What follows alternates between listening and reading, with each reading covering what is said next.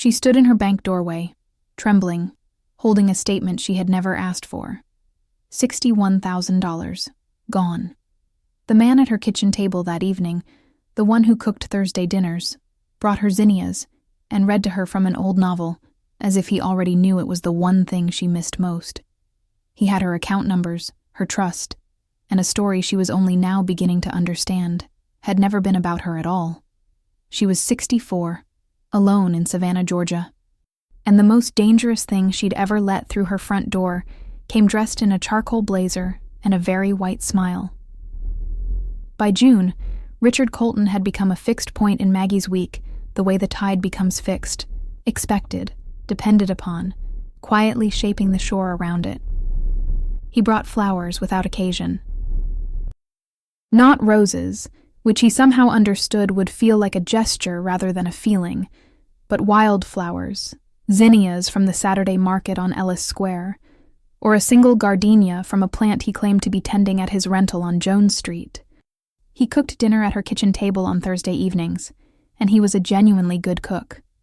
A pot of shrimp and grits that made her close her eyes, a chicken and dumplings that he said he'd learned from his mother in Macon, a blackberry cobbler that filled the whole house with warmth on a June evening when the heat outside had finally broken.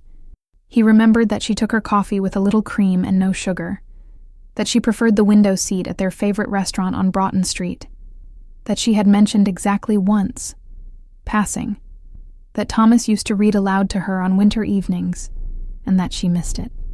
The next Thursday, he brought a copy of A Tree Grows in Brooklyn and read the first to her over dinner. She told Dot about it that Sunday, sitting on Dot's back porch, and even as she said it, she could see in Dot's expression the small, careful adjustment of a woman who is trying to feel what her friend wants her to feel. "That's sweet," Dot said, in a way that covered more ground than the words implied. Her best friend, Dorothy Simmons, Dot, who had known Maggie since their daughters were in kindergarten together, who had sat with her through every season of her adult life, said, at the end of August, plainly and without ceremony, "He's laying it on thick, Mags."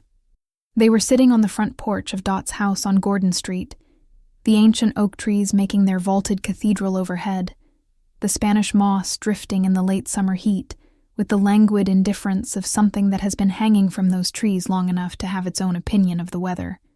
Dot had made sun tea. She was watching Maggie the way she always watched her, with the attentiveness of someone who knows the person better than the person sometimes knows themselves. "What do you mean?" Maggie said, though some part of her understood the concern.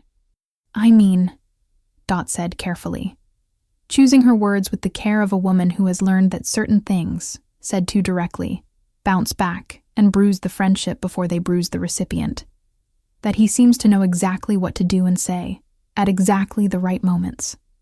Everything is calibrated. Everything is... She paused. Thomas was a good man. Thomas never had to try that hard. He didn't need to. He was just himself. Thomas didn't have to try because I'd known him since I was 22, Maggie said. Richard is newer. Making an effort to know someone isn't a bad thing. No, Dot said. It isn't. She looked at the street a long moment, at the square of afternoon light falling through the oaks. I just want you to take your time. That's all I'm saying. But the doubt, once planted, is a tenacious thing. Maggie carried a small version of it into September, and then into October, at which point Richard said something that quieted it completely. He was sitting at her kitchen table after dinner, holding his coffee cup in both hands, and he looked up at her. Just looked, for a moment, the way you look when you're not performing looking, when you're simply there, and said quietly, I don't want to push you toward anything you're not ready for. I know what it is to have had something real, something worth keeping. I'm not trying to replace Thomas. You can't replace something like that, and it would be wrong to try. I just want to be in your life, whatever that means to you. She had reached across the table and taken his hand. By November, he was spending 4 nights a week at the house on Habersham Street. By December, when the squares of Savannah were strung with lights and the smell of wood smoke and pralines drifted through the cold evening air, when tourists filled the streets to see the city at Christmas, and locals reclaimed their favorite corners of it, with the quiet satisfaction of people who love where they live. He asked if he might move in. "It just makes sense," he said simply. "We're together most of the time anyway. And honestly, the rent on Jones Street is more than I need to be spending in retirement. It doesn't make financial sense for either of us to keep 2 households going."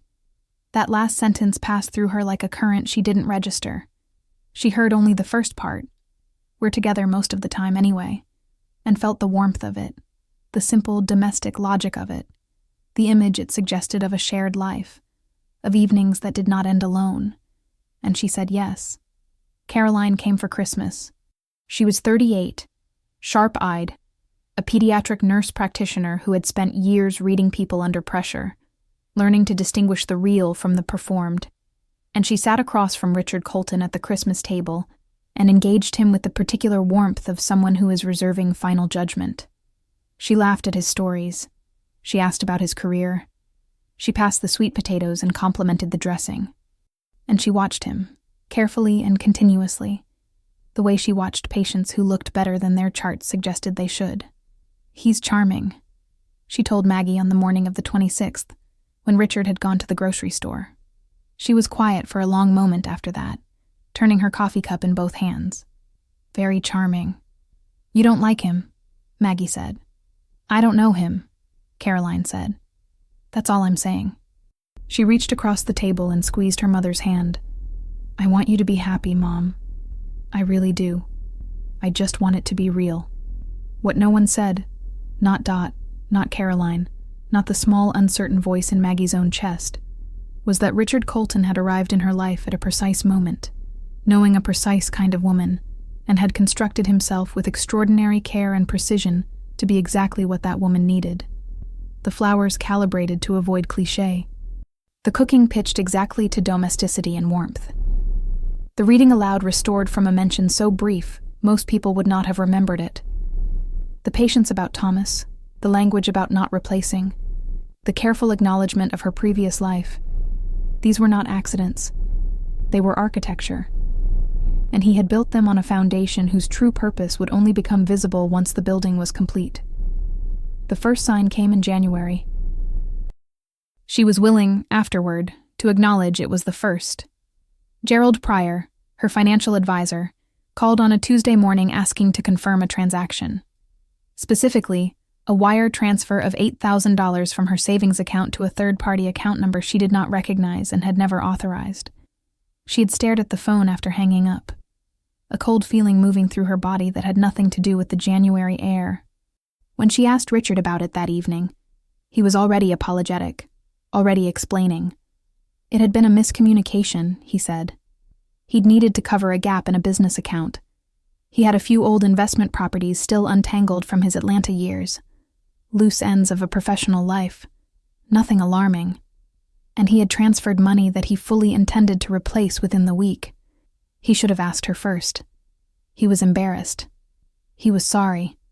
He was so convincingly sorry that she almost missed the thing that was wrong beneath the apology. He had not explained why he had access to her accounts in the first place. She had given him a debit card for household expenses in October. A single card. She had not given him her financial advisor's contact information, or her account routing numbers, or any credentials for her savings account. She did not know yet how he had obtained them. She told herself she would watch more carefully. She told herself it was a misunderstanding. She told herself the money would be returned within the week, as promised. She was wrong on all 3 counts. The spring that followed was the kind that Savannah performs with the particular cruelty of a beautiful stage set. Azaleas in every square. The city's squares full of color. The air carrying salt and jasmine inward from the coast. All of it insisting on loveliness. While inside the house on Habersham Street, behind closed doors and drawn shades, something was quietly rotting. It happened slowly enough that Maggie could not have named the exact moment the shift began. There was no single incident she could point to and say there.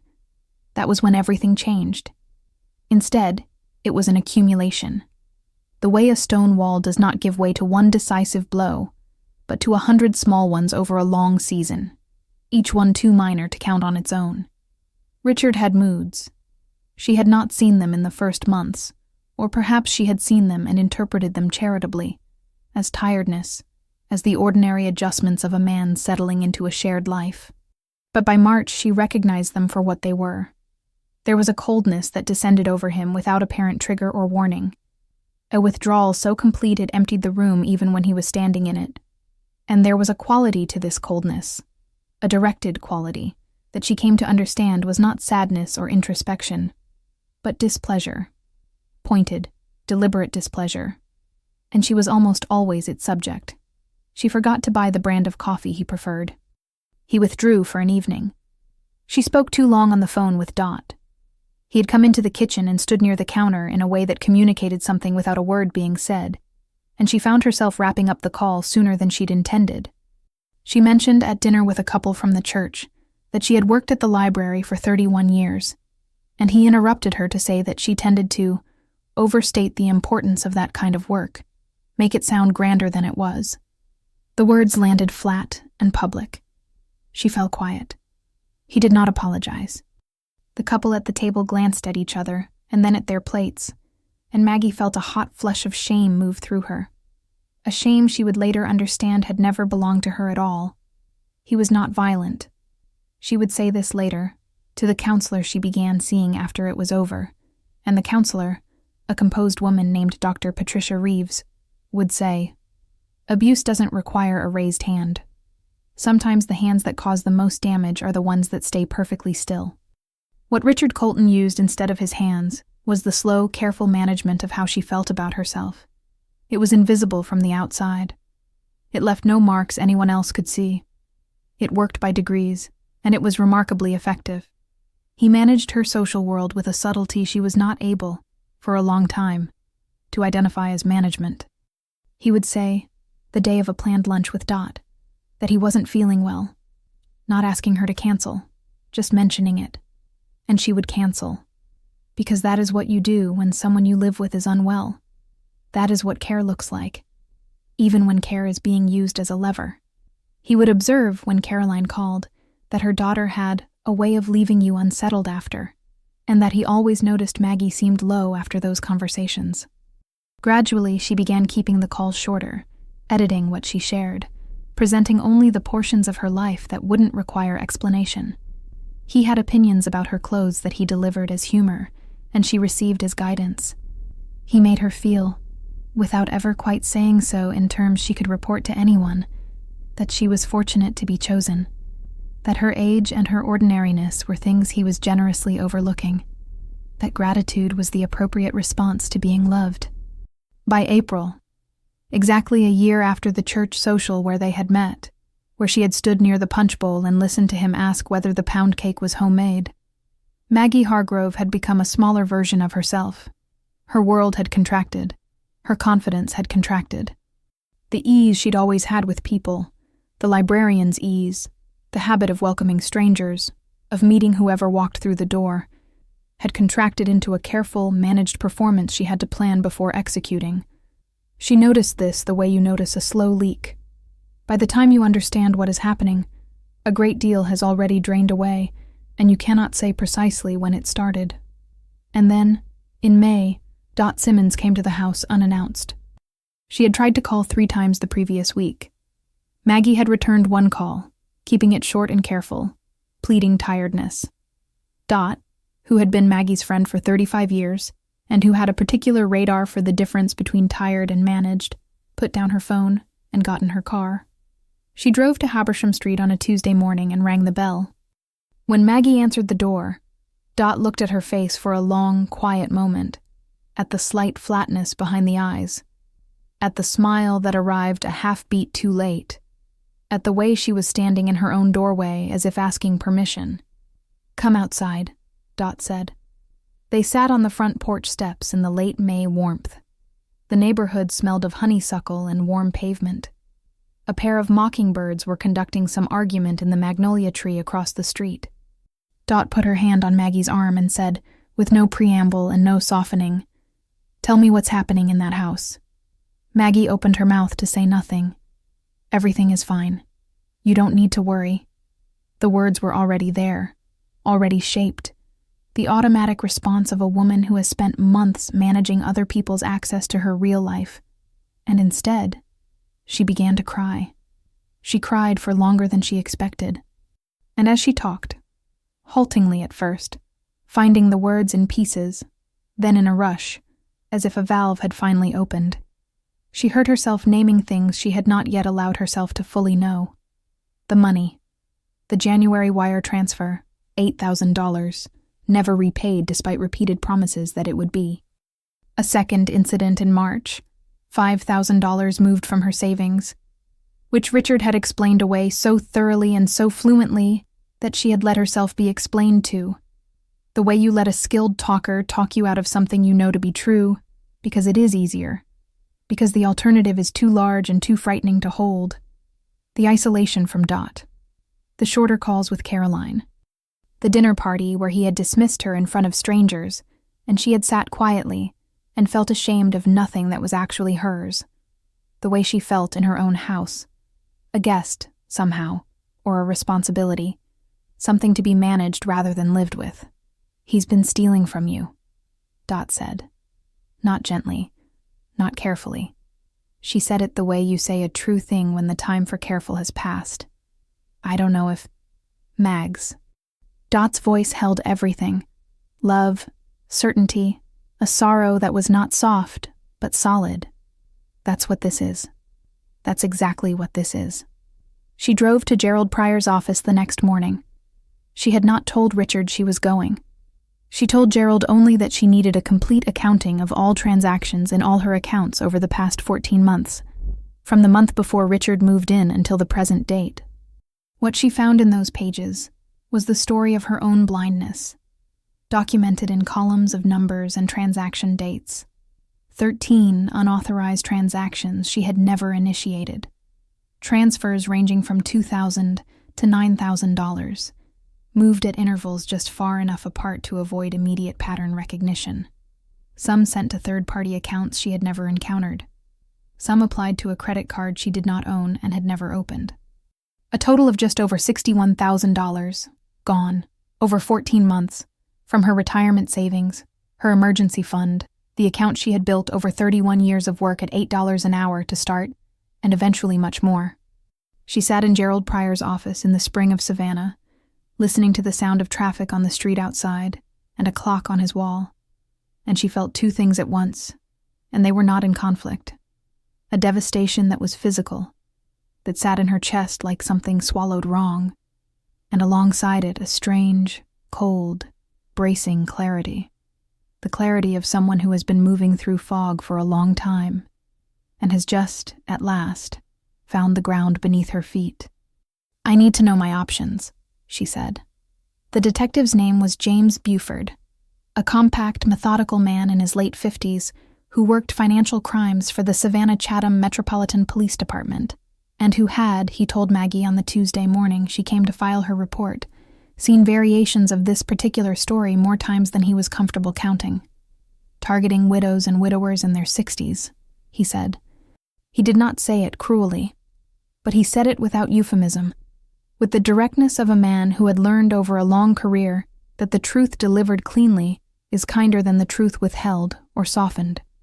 It is more common than people realize, and the people we see in that chair, he nodded toward where Maggie sat, are not naive or careless people.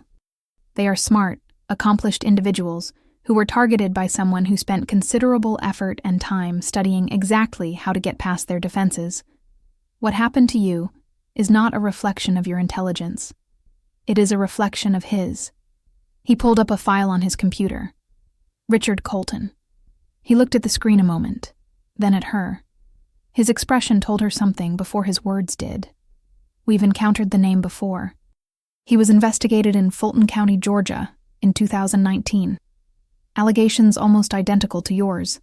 A woman in her late 60s, widowed, financially comfortable. The case didn't result in charges. Insufficient evidence at the time. And the victim... He paused, adjusted his word. The woman ultimately declined to fully cooperate. Understandable, but unfortunate. He held her gaze. You, Ms.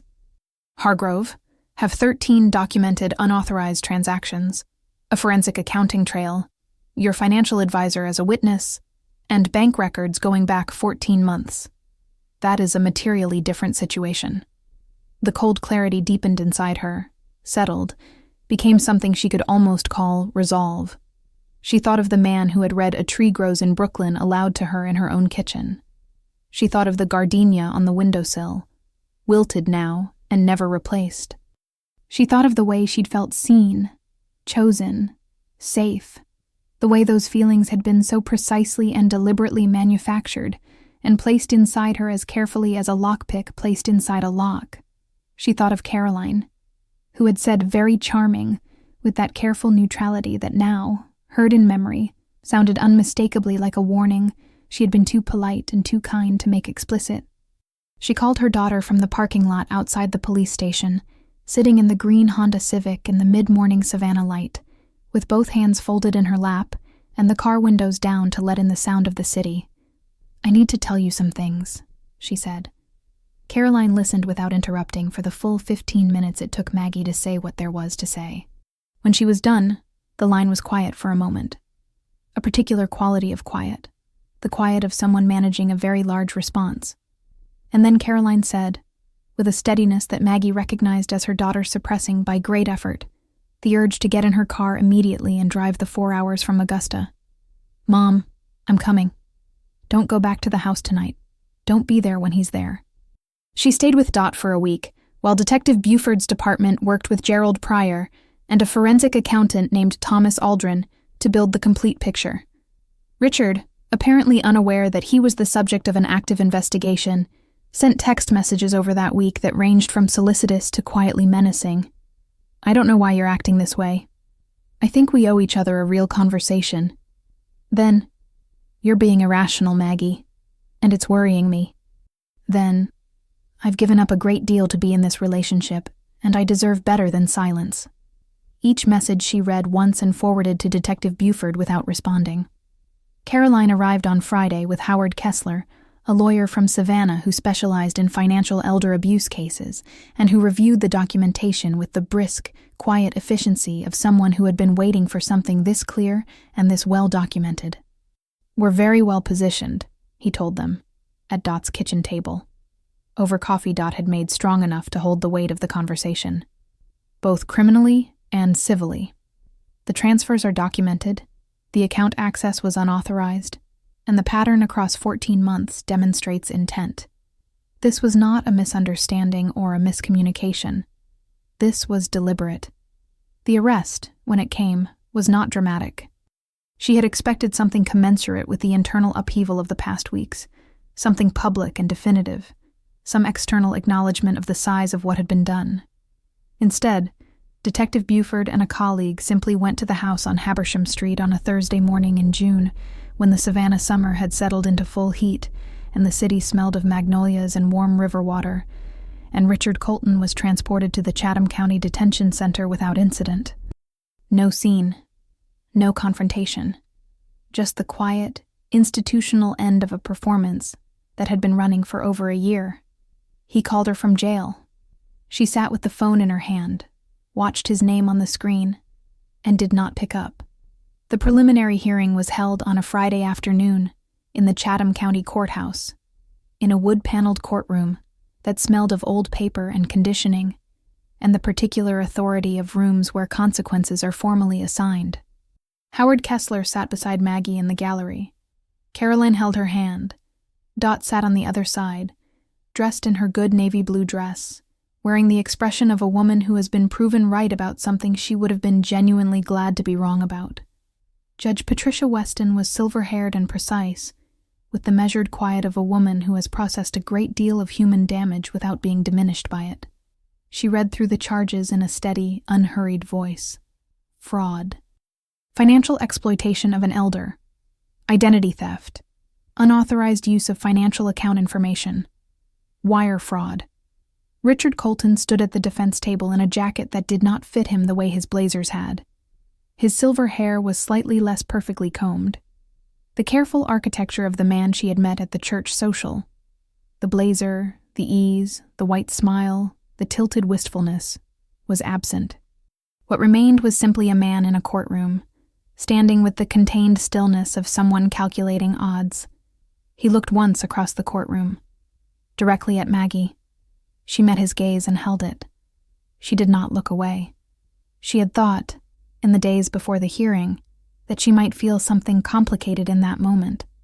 Old grief, perhaps, for what she'd believed she had. The echo of the man reading aloud to her. The zinnias. She had expected something torn and difficult. Instead, she felt something simpler and cleaner and entirely unexpected. She felt like herself, like the woman who had spent 31 years helping people find what they were looking for, who had, with some damage and great difficulty, and the help of 2 women who loved her, found her way back to herself. He looked away first. After the hearing, on the courthouse steps in the early afternoon heat, Caroline held her for a long time. Dot produced a bottle of water from her purse with the air of a woman for whom preparation is a form of love. Maggie stood in the Savannah summer sun and let the moment settle over her. The relief of it, the release. And underneath the relief, the long grief for what she'd believed she had and what it had actually been. And beneath that, further down, the early, tentative stirring of something she had not felt in a long time. Howard Kessler joined them on the steps and confirmed that the civil suit would proceed alongside the criminal case. He mentioned, almost gently, that a woman named Helen from Marietta, Georgia, the woman from the 2019 Fulton County investigation, had contacted his office that week. The reopening of her case, prompted by this one, had given her an opportunity that the earlier investigation had not. She had asked if Maggie would be willing, at some point, to speak with her. Maggie said yes before she finished thinking it through. Then she recognized the echo of that impulse, the same immediate yes, and smiled. A small and private smile, because this time it was right. By September, the house on Habersham Street was Maggie's again in a way it had not been for over a year. She had repainted the kitchen the first week of the month. This was, on the surface, a small thing. A practical matter, even. The previous color had been a beige he had selected, a neutral he'd described as sophisticated, in a tone that discouraged disagreement. The new color was a pale sage green she'd seen in a magazine the previous winter, and set aside without acting on. The way you set aside things you want when you've grown accustomed to your wants being irrelevant. She ordered the paint from the hardware store on MLK Boulevard and spent a Saturday doing the work herself, with Caroline and Dot there, the 3 of them in old clothes with the windows open to the September warmth, the radio on, the paint going on in slow, steady strokes. When she stood back at the end of the afternoon and looked at those green walls in the late light, she felt something she could not immediately name, but which, after a moment, she recognized. She felt like herself in her own home. She had not felt that in over a year. She began seeing Dr. Patricia Reeves every Tuesday at 10 in the morning. She had made the appointment in August, sitting at Dot's kitchen table with a second cup of coffee, and it had required a certain kind of courage she had not known she still had access to. She had not, in 64 years, been a woman who talked to strangers about herself. It had always seemed unnecessary or self-indulgent or simply outside the category of things she did. She found quickly that Dr. Reeves was not in the business of self-indulgence. She was in the business of honesty, and she conducted it with a warmth that was not soft. "The most common question I hear from women in your situation," Dr. Reeves said, at the end of their 3rd session, sitting in her quiet office on Drayton Street with the ceiling fan turning overhead and the sounds of the street coming through the partially open window, "is how did I not see it? And I want you to hear this clearly and hold on to it. You did not miss something that was visible. You saw what he showed you. What he showed you was not him. What he showed you was a performance constructed specifically for you, designed by someone who is practiced and skilled at exactly this kind of construction. You were not naive. You were deceived. Those are not the same thing." This helped. Not immediately, not all at once, but with the reliable, incremental quality of things that are true working their way through the layers of things you have been told instead. She returned to the Saturday market on Ellis Square in October, her first visit since the previous winter, when Richard had still been in the house and the market had felt like a thing they did together, and now felt like reclamation. She bought zinnias for the kitchen table, for the sage green walls, which the zinnias suited perfectly, warm orange and pink against the cool green.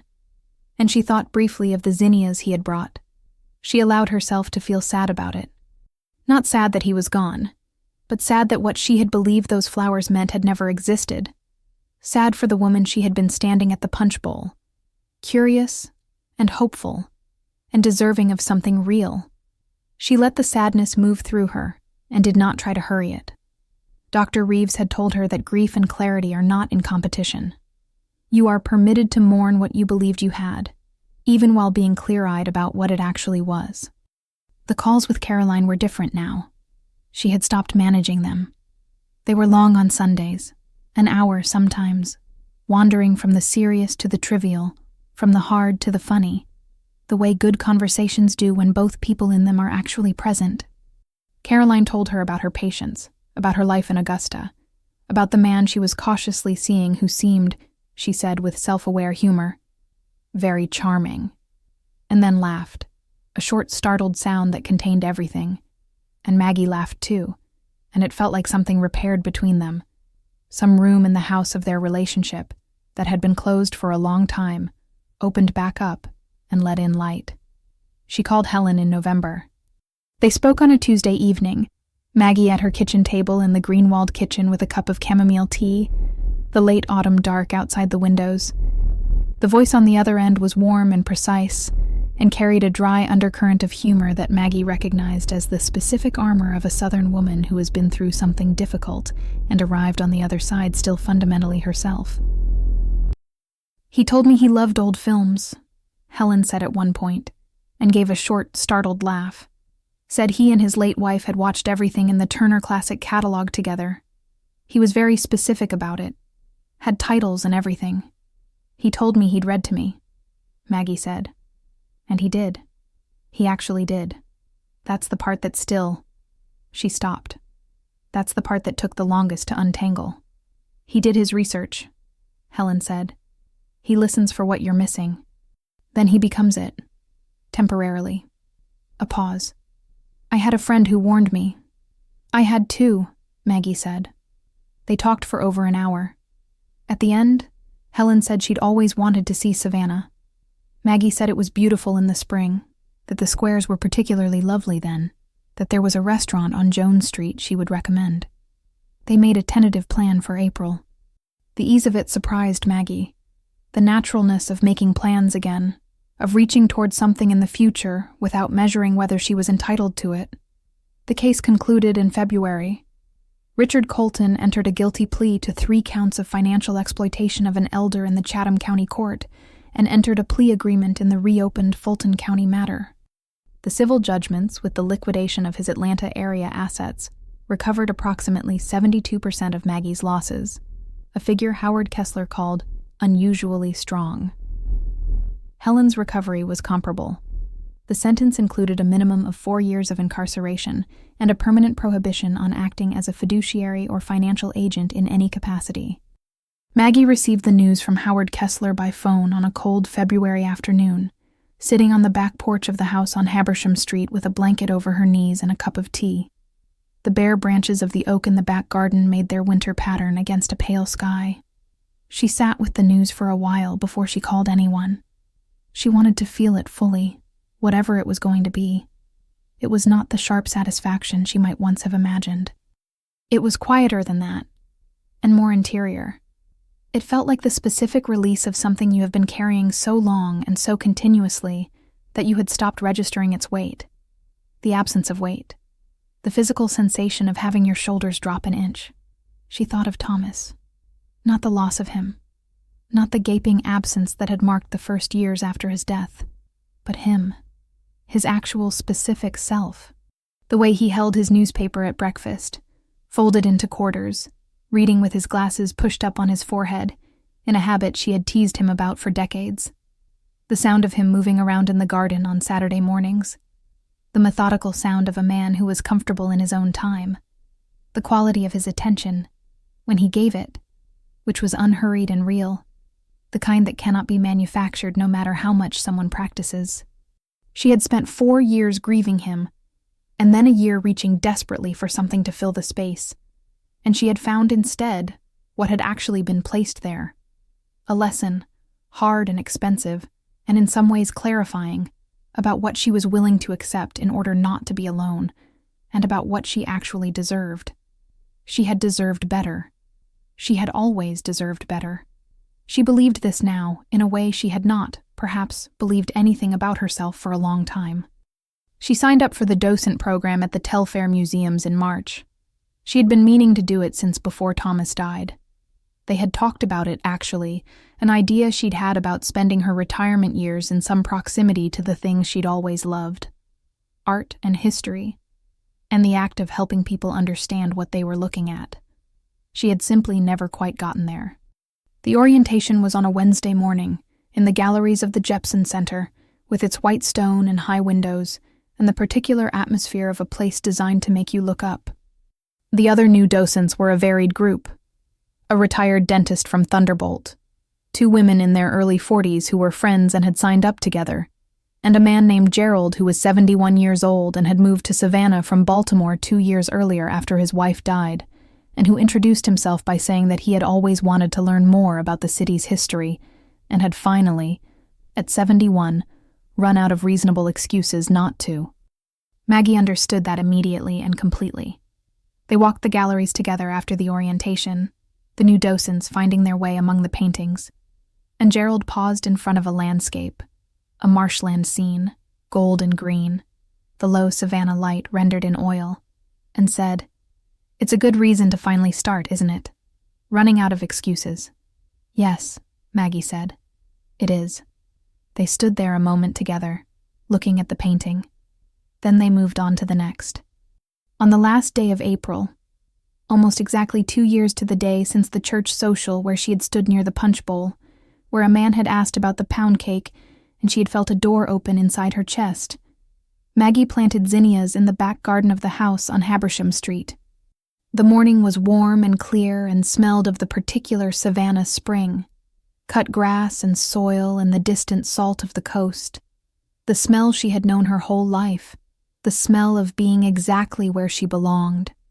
She knelt in the dirt with her gloves on and the trowel in her hand, and pressed the seeds into the earth one by one, in rows, the way Thomas had taught her the first spring they'd had the house, when she'd been 22 years old, and the garden had seemed like an impossible project, and he'd said, "You just do it one at a time, and then you do the next one." She worked for 2 hours. The neighborhood went about its morning around her. A neighbor walking a dog, the sound of someone's radio through an open window, a delivery truck pausing at the end of the block. She was not separate from it. She was part of it. She was exactly where she was supposed to be. When she was done, she sat back on her heels and looked at the row of bare soil where the zinnias would be, and she thought about what she'd told Dr. Reeves 3 weeks earlier when Reeves had asked her what recovery looked like to her, what the destination was, if there was one. "I don't think it's a destination," she had said. "I think it's just being present for your own life, not waiting for something to make it worth living, not waiting for someone to make it make sense, just deciding on your own that it already does." Dr. Reeves had looked at her for a moment over the rim of her reading glasses and said simply, "Yes." The zinnia seeds were in the ground. The April sun was on Maggie's shoulders. She stayed in the garden until noon. When she went inside, she made herself lunch and sat at the kitchen table. The sage-green walls, the morning light, the good ordinary quiet of a house that was hers, and she was not afraid of the silence. She had waited her whole life for love. She had found, in the wreckage of what that waiting had eventually allowed in, something that no one could manufacture or perform or take from her: the steady, unhurried, uncomplicated love of her own company, the knowledge of who she was when she was simply herself, in her own house, on an ordinary Thursday, with the door unlocked and the windows open. It was, she thought, enough. More than enough. More than she'd known to hope for. More, in the end, than any charm or architecture or careful performance could have given her. It was, at last, entirely hers.